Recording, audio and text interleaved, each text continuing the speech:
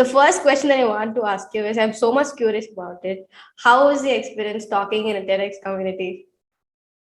Talking in TEDx. TEDx. All right. So I'll tell you the process. The process to get the opportunity was very fantasizing. Like, Okay. I really wanted to become a TEDx speaker. Whenever you look at a TED talk, you're like, dude, I also have some ideas. If I get an opportunity, I would love to be there. So that's what I also had that in mind. And then I came across this concept of law of attraction and everything. And I was very fascinated by it. I said, okay, let's try how I get it. The process was very good. I'll tell you after a point of time how it was. But when I did that, it was an online TEDx, to be honest. So I did it from my home. So I thought that the experience would be very much better, but it was like, Okay. I'm in my own room. Samne, it's the ring light and there's people there. When I did it, it was a very good experience. But the moment it ended, I was like, "Ho gaya, over."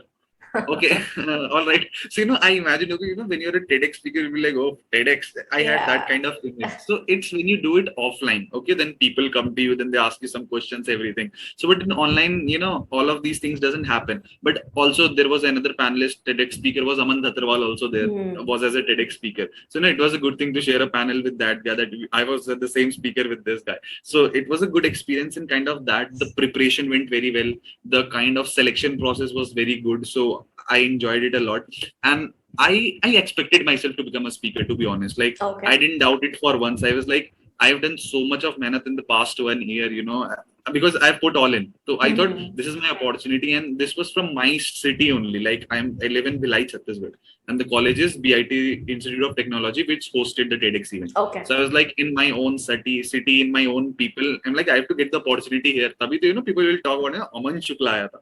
So like, I wanted that kind of. So I was always this kind of person who wants to be in front of everyone. Ki you should look at me. Here I am, aisa wala. So I find opportunities. Ki give me, I'll go and give talks there. So the experience was very good. Mostly the practice and everything was very amazing. When it happened and then it was suddenly over, and I realized, oh my god, now I have to wait for another one, and then the process will go and everything. So the process was amazing, but when it Okay. ended, it's like, okay, over. So that was a bit disappointing. I'm like, okay, that. I get it. So, like, how do you reach out to, and how do you get the opportunity of speaking in TEDx? Right.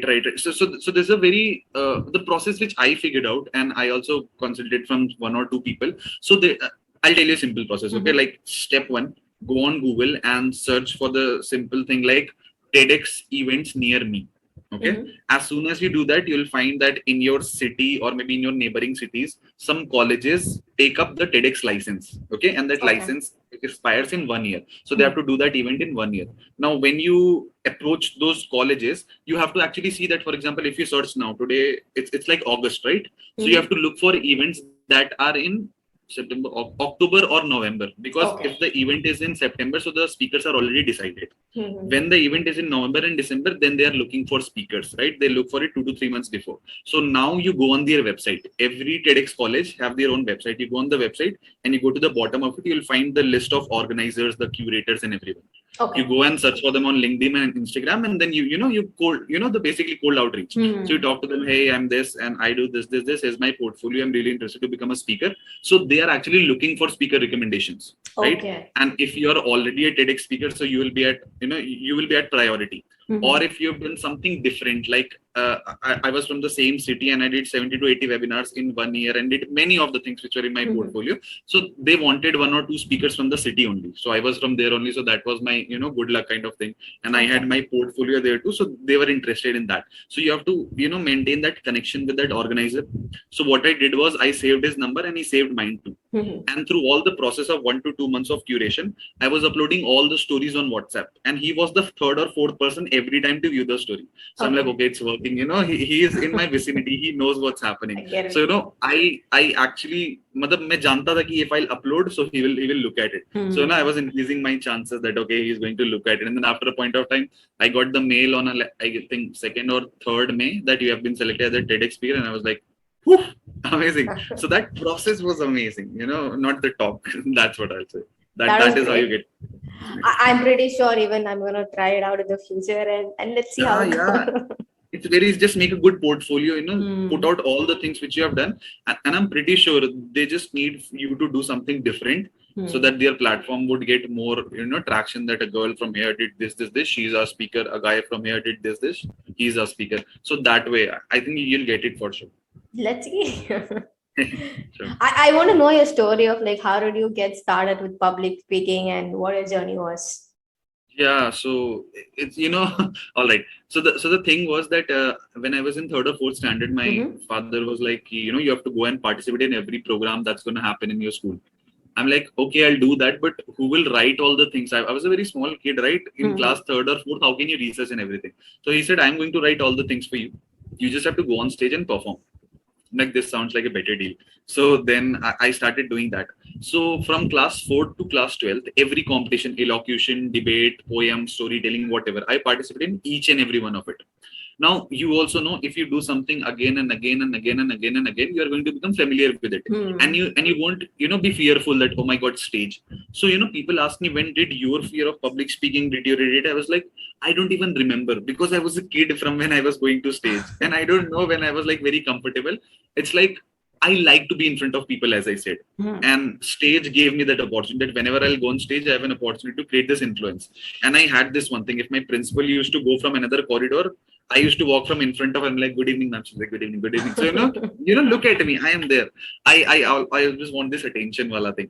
So that is how I got the experience of it initially. And then when I was in class 9th or 10th, my school started to send me to other schools, for debate competitions and everything. And then I used to win them to first, second, third, whatever it is.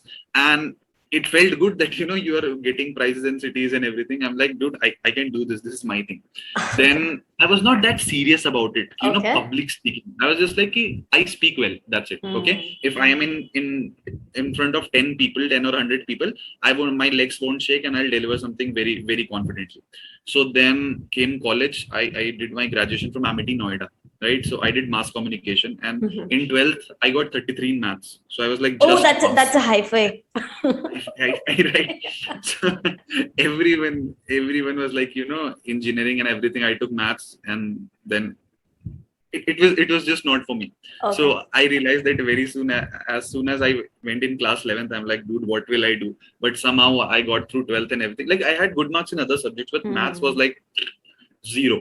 So after that, everyone said, dude, you speak very well. Go and take some courses where you have to speak and put yourself in front of the camera. So mass communication was a good opportunity, media studies. So I did that from Amity, Noida. It didn't help me that much, to be honest, but the thing was that college is meant for making networks and everything, right? So that's what I did very well with other people. I started working in a network marketing firm.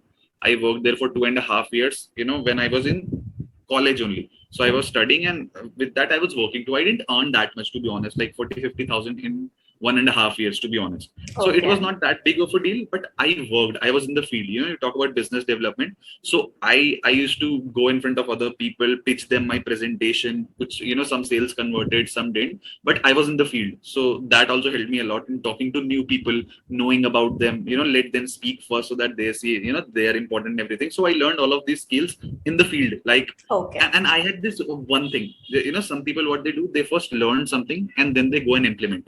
So I had this opposite thing. I first used to put myself in the field. I used to do all of this thing.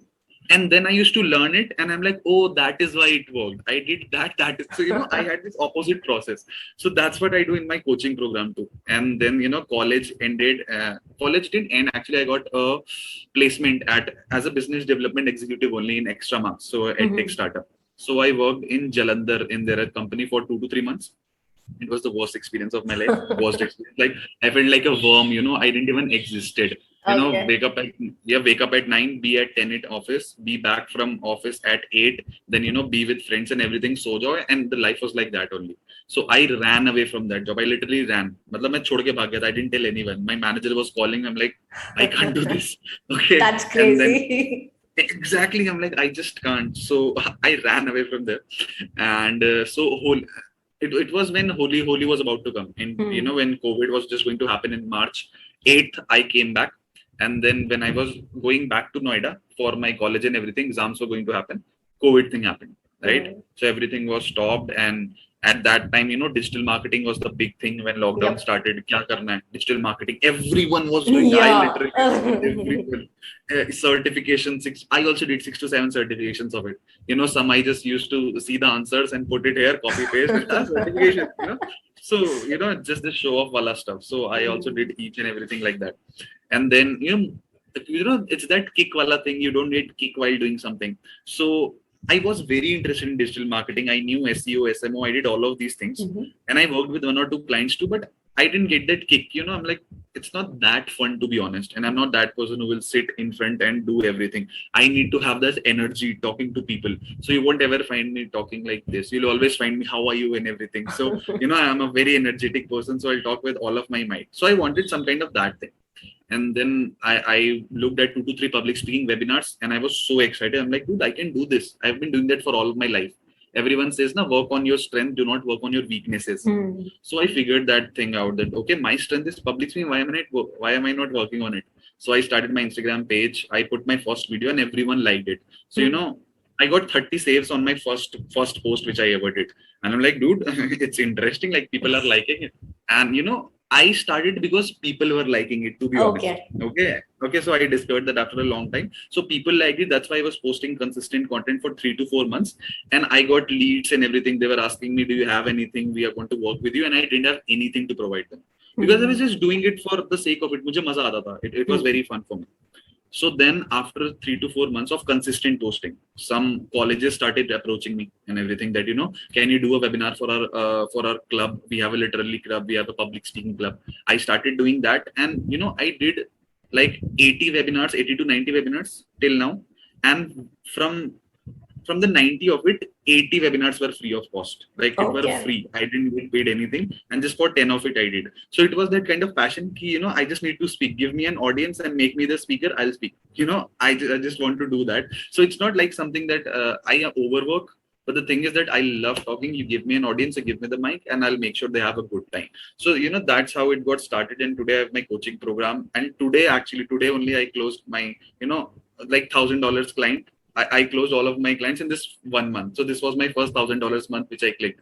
So in last 1 year, I got paid like 10 to 20,000 rupees. And in this 1 month, all of that compounded, and I got all the ROI of it. Wow, So man, that's great. consistency works, and it compounded for sure. So that was kind of the journey which you asked.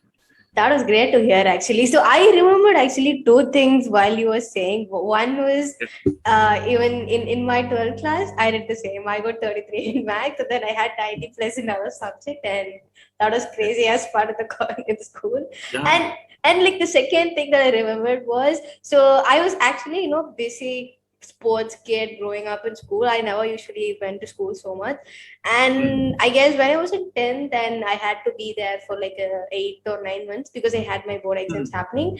And there was this new election committee formed in my school where they're gonna, they have this election stuffs happening. They elect people and you have to talk in front of them and stuff. And I randomly applied for the posting of job secretary. Sports secretary.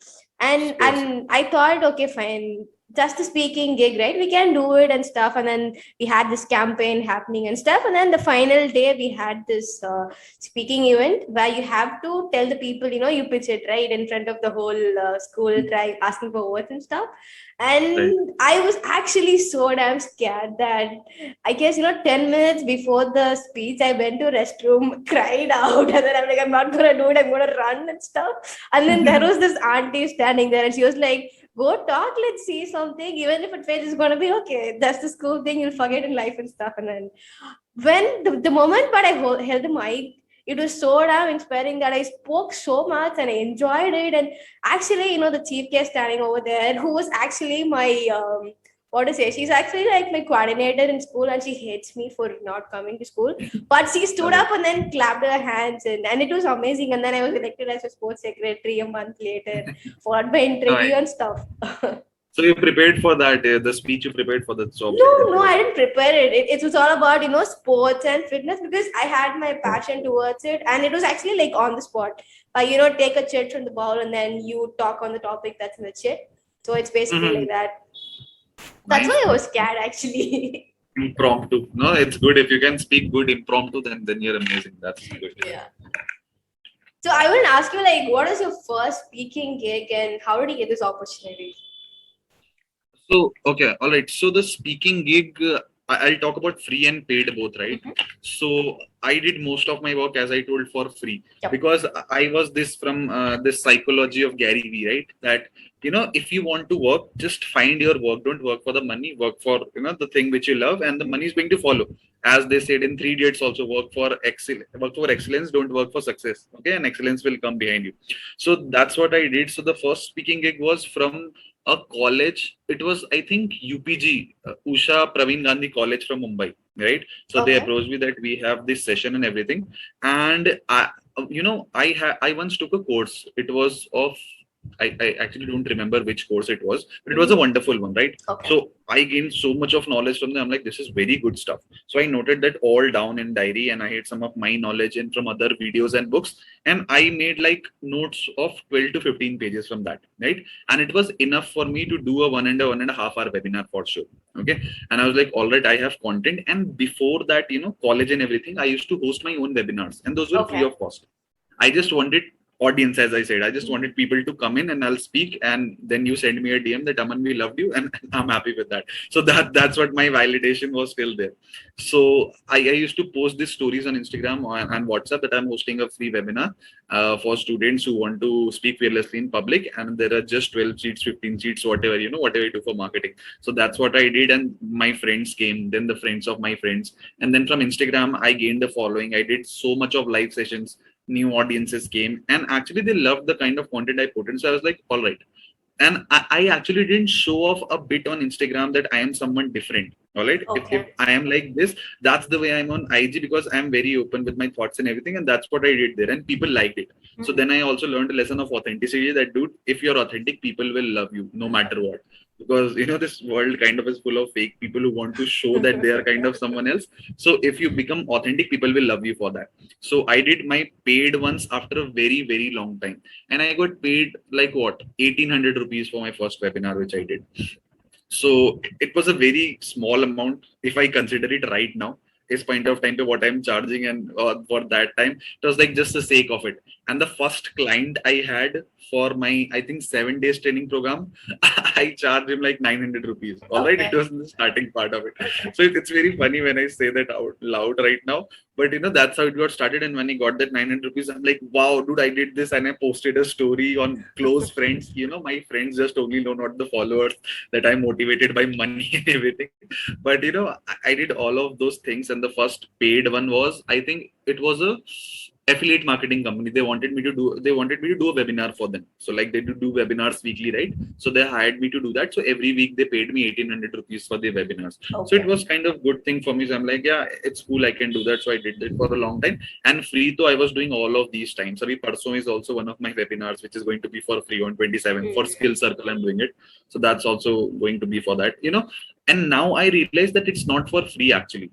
All of those webinars which I did, the clients, the high ticket clients which I have right now, or the people are from that webinars only, and they tell me that I Okay. attended one of your webinars from there, and I'm like, oh yeah, yeah, I did there. Like I was very impressed, and now I got chance to work for you. I'm like, dude, everything pays off for sure. So it's nothing for free. You create that influence out there.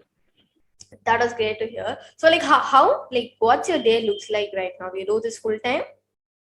Yes, now I'm doing it full time. I was not doing this full time before. Like I didn't have anything else to do, to be honest. All right. Okay. So my parents would not like do something. They were not like pushing me somewhere out there. And it was COVID, so they can't even push me out there. So that was a good thing for me. But I was very passionate. I knew that I can make a career out of it for sure.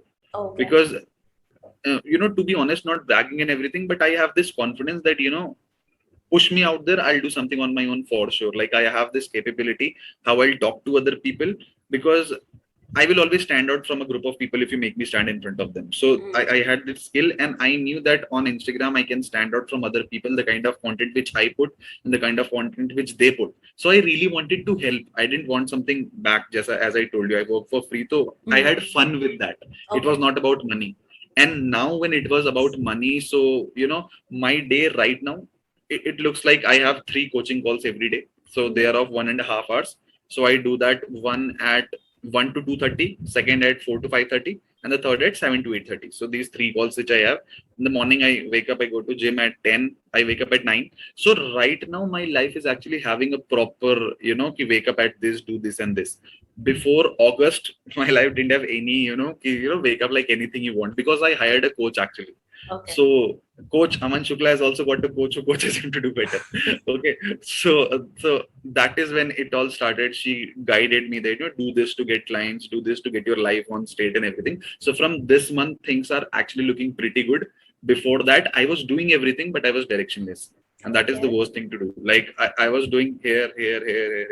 And then my coach came and she said, do here and here and here. And I got my results with that. So, you need someone to guide you at the right direction, because I've seen that everyone has that passion. Everyone has one or two skill for sure. What they lack is that guidance. And I've heard this from Bob Proctor. He says that if you want to ace at something, find someone who has already done that and duplicate it, or tell them to teach you how you do that, because success leaves clues. If you find that clues, you'll be able to reach there better.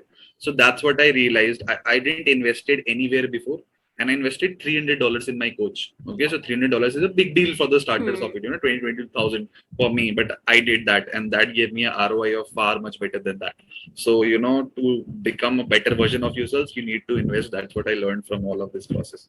That was insightful, actually. All the best. I hope you keep, figuring out and growing in life. Thank you. So I want to ask you this question. Like, let's imagine like a random kid. Okay, let's take an example of me. Okay, I have a story to tell to the world, and I want to start my public speaking gig, but I don't know. I'm clueless actually, like how to approach and what should I do and stuff. So, what would you tell me?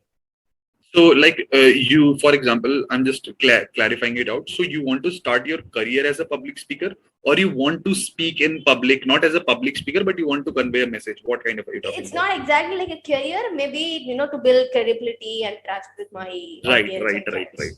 All right. So, see, the number one thing for that which I discovered was you need to be good at one thing, and you need to be very good at that one thing. Right. So it's not, as I told you, do not focus on your weaknesses, triple down on your strength.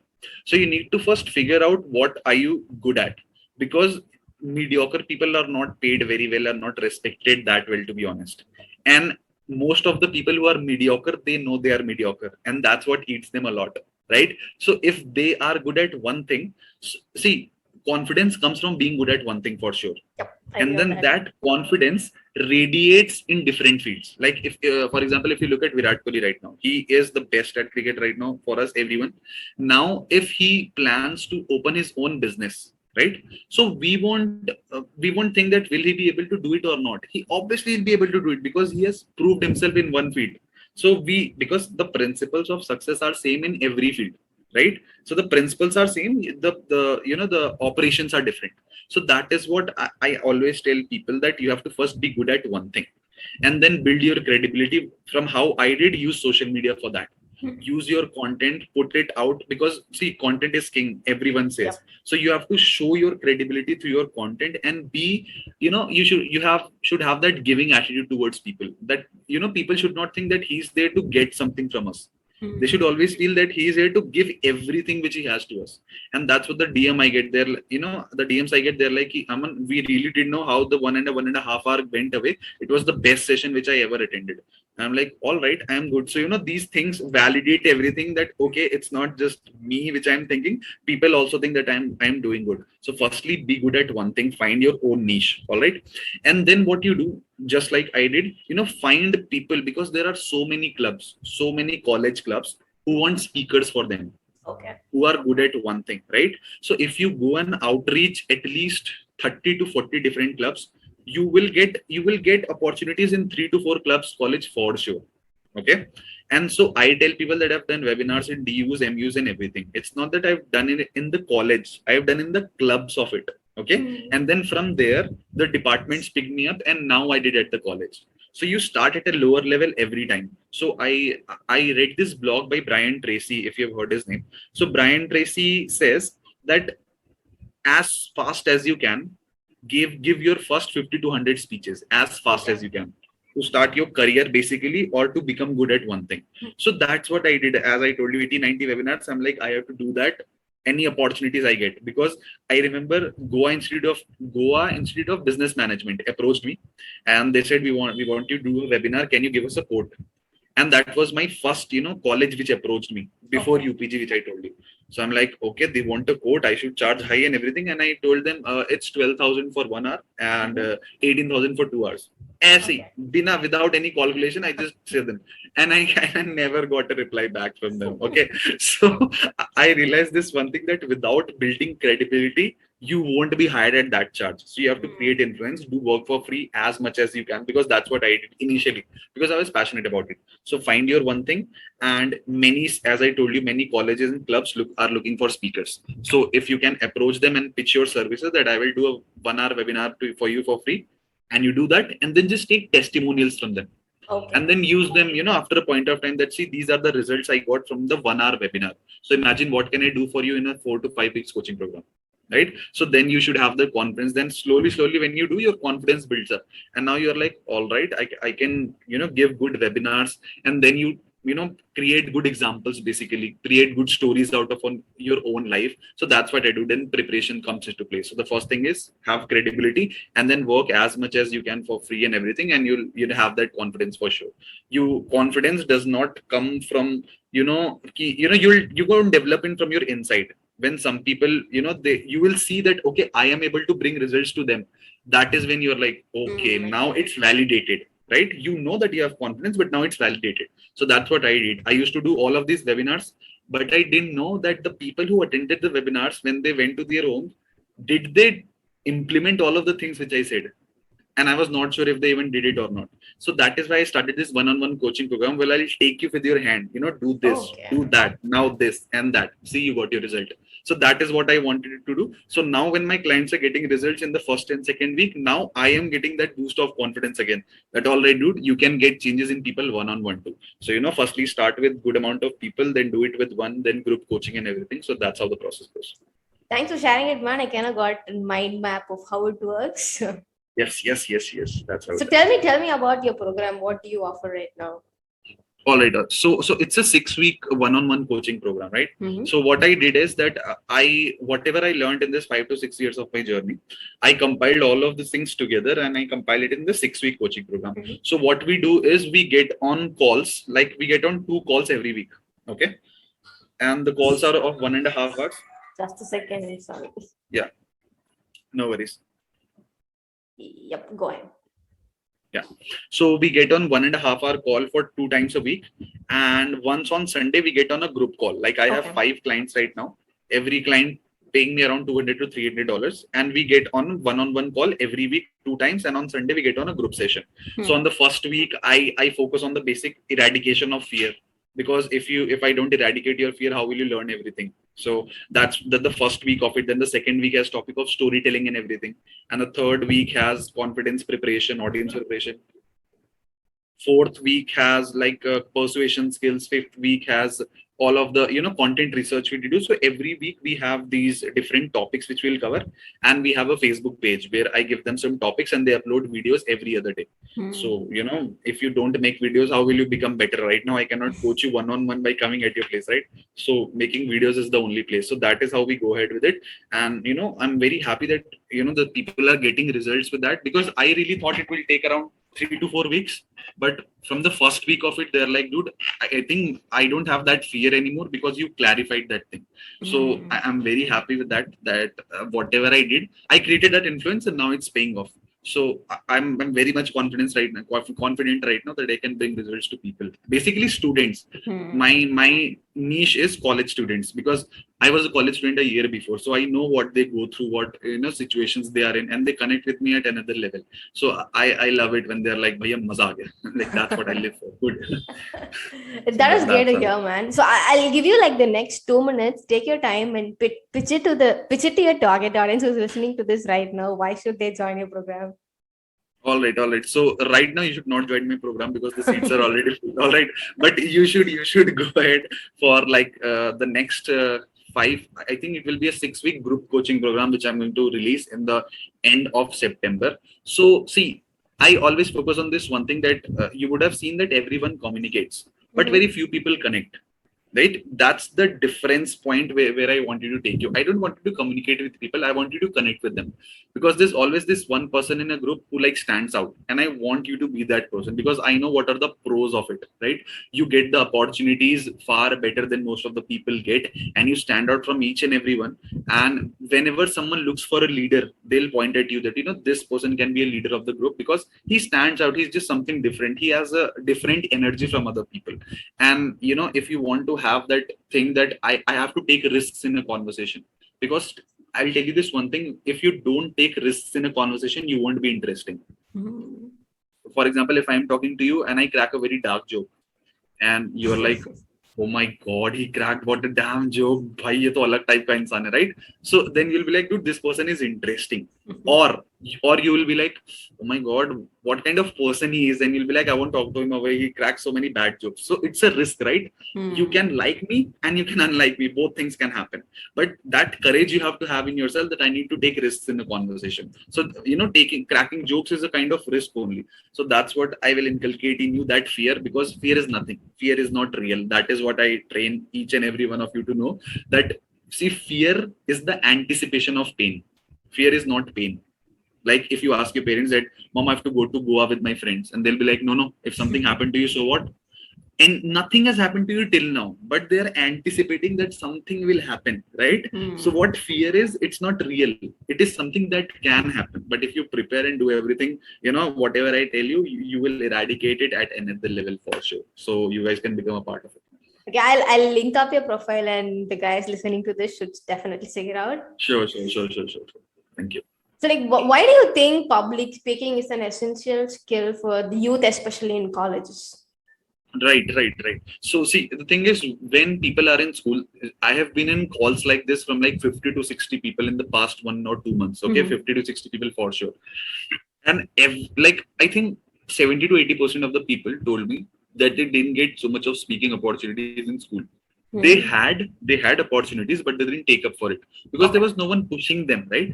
And now, and because in school you have like what, 300 to 400 students, and you're like, okay, it's okay, I have an image, people know me. Now when you enter college, you enter to that reality wala world where you're like, dude, what am I? There are so many people. Do I have something of my own? And if at that moment you won't speak up, then you won't ever speak up for sure, because you're going to enter in the job wala skill. And there you will only stand out, and you'll only get promotion when you stand up for yourselves, when you speak for yourself, when you are good at one thing, that is when you'll speak, right? So there is this statistic that you have seen that men are always at the higher positions in comparison to women. We have always Hmm. seen the part of it. So there's a trait which is known as agreeability, right? Okay. So women are more agreeable than men, and that's the truth. So if because they have to live with the children and everything. So when you deal with a child, you become agreeable. You're like, okay, you win. Okay, all right, you Hmm. win. So women have that trait inside of themselves. They are more agreeable, and the reason they're more agreeable, that is why when they are trying to go to the top, some men say, no, you should stay here for a long time, and they think about it, and they're like, all right, because they are agreeable, right? So Hmm. I want to inculcate this in women and men too, that you should have the ability to argue and to speak up for yourselves, and that will only happen when you eradicate that fear. I will tell you, Ashwarya, everyone in the world, they ask, I need to be confident. Hmm. You are already confident. I'll tell you, when we are born confident. If you see Okay. a small child of like 6 months or 1 year, if that child wants to slap you, he will slap you. Okay, with Okay. no worries, and he'll laugh at your face, and then he'll go away, and there's nothing you can Hmm. do about it. Okay, that is the confidence we need in life.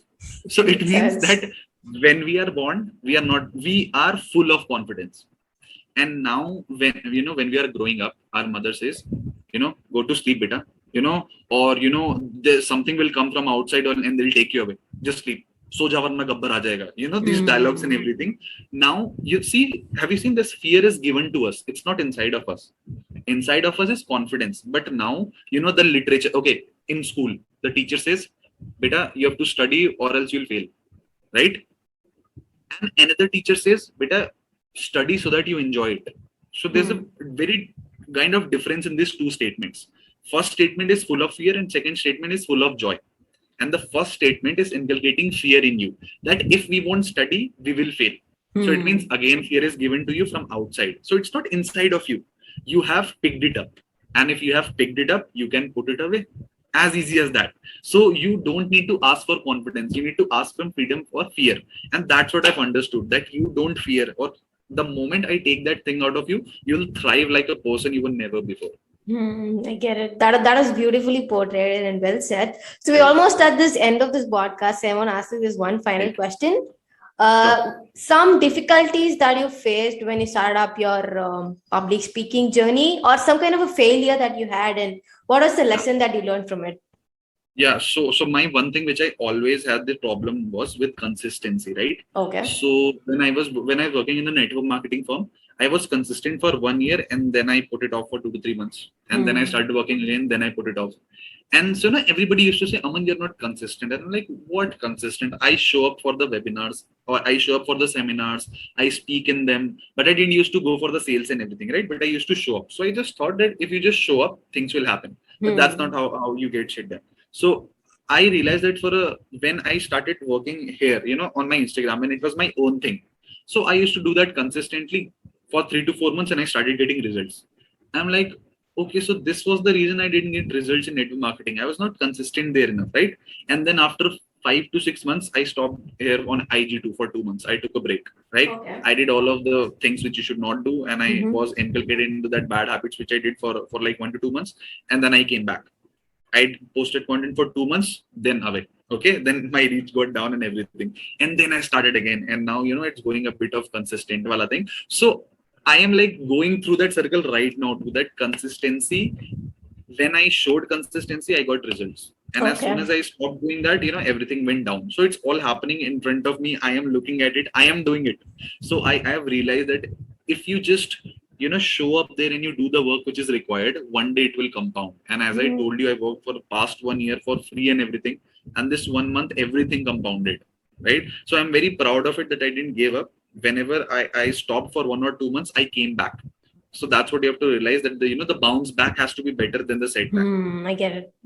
That's the kind of ideology you should go ahead with it. And I will tell you, I've seen so many talented people fail because they were not consistent. And I was going to be that person, I won't lie. I was this proud lad who thought that I'm very talented, so things will come to me. I am talented, dude. Everything will happen at their time, but it but it didn't happen till now. And I was like, dude, I have to do something about it. So then I was like, talent ko idhar rakhte hain. Let's put consistency into work. And when both compiled, that is when I got the results. That was mind blowing, man. Thanks a lot for sharing it. And we're at the end of this podcast, and I want to say, like, thanks a lot for coming up to the show and sharing your story. You're welcome. You're welcome, Ashwarya. You had some great questions, and you were an amazing host. I must say that. I like the Thank energy you. which you carry there, and I loved every bit of it. Yeah.